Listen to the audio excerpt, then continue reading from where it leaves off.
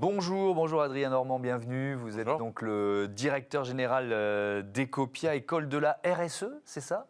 C'est ça. Donc tout d'abord, merci Thomas de m'accueillir sur le plateau de Bismart pour parler d'Ecopia. En effet, Ecopia est une école qui se veut 100% dédiée au métier de la RSE. Donc à terme, évidemment, nous avons vocation à adresser l'intégralité des métiers de la RSE et de la durabilité. Pour le moment, disons que nous nous concentrons sur deux environnements. Le premier environnement, celui des spécialistes RSE, bien sûr, puisque c'est quand même notre expertise. Ouais. Lorsqu'on parle de spécialistes RSE, on parle de spécialistes internes, avec les métiers des directions RSE, mais également des spécialistes externes, avec les métiers de consultants en durabilité, par exemple.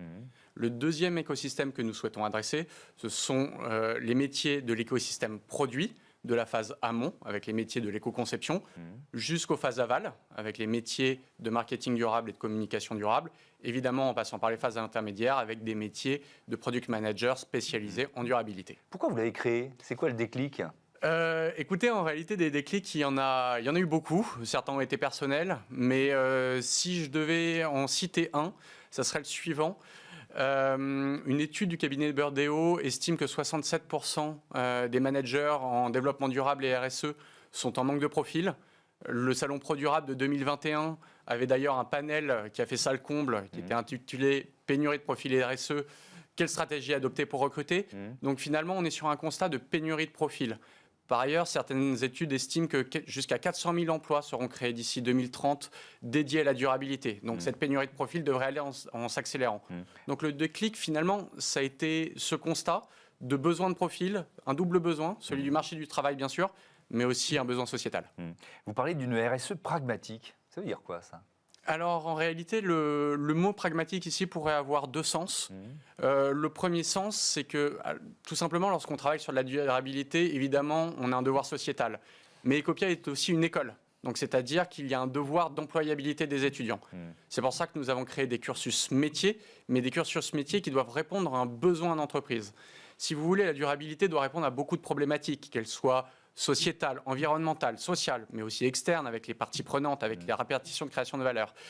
Mais l'entreprise a des besoins qui, eux, vont être ancrés à travers des objectifs court terme, moyen terme ou long terme et à travers des stratégies d'entreprise beaucoup plus globales. Donc, on est sur des formations et des cursus métiers, mais qui doivent répondre à des besoins qui sont hiérarchisés en fonction de ces stratégies d'entreprise. À qui cette école est accessible et quel diplôme y vont ces étudiants pour obtenir quel diplôme? Alors, la durabilité est finalement une discipline très protéiforme et en permanente évolution. Donc, finalement, beaucoup de profils peuvent y accéder.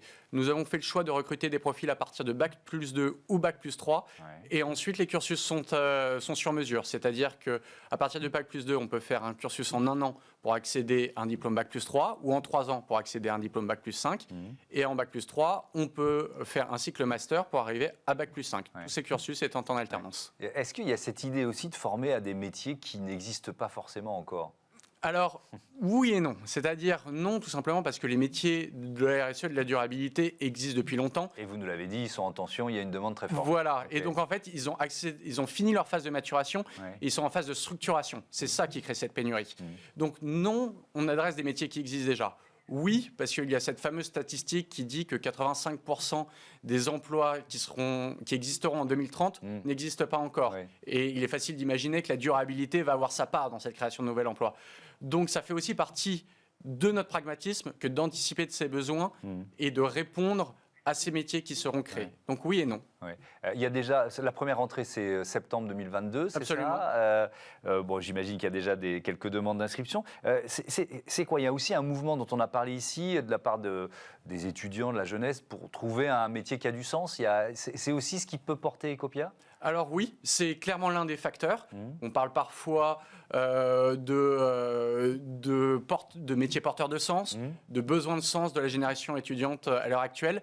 Maintenant, ce n'est pas le seul facteur, c'est-à-dire qu'on parle d'un marché pénurique, donc évidemment l'employabilité sur des métiers d'avenir, donc avec des belles carrières qui peuvent s'amorcer, est évidemment également un facteur. Et puis qui dit marché pénurique dit aussi salaire plutôt bien orienté. Donc ce qui veut dire qu'en fait, lorsqu'on parle à un profil étudiant, on n'est pas sur un de ces facteurs, mais plutôt sur une combinaison de ces facteurs en réalité.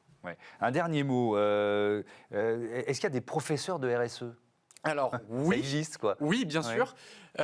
Nous, c'est ce qu'on vous disait, le but est de répondre à un besoin d'entreprise. Donc, on va avoir des professeurs en développement durable qui sont des académiciens, mais on va avoir aussi des professeurs de RSE et surtout des professionnels de la RSE qui peuvent appliquer leurs compétences, expliquer comment appliquer les compétences, mais aussi en conditions réelles et en entreprise.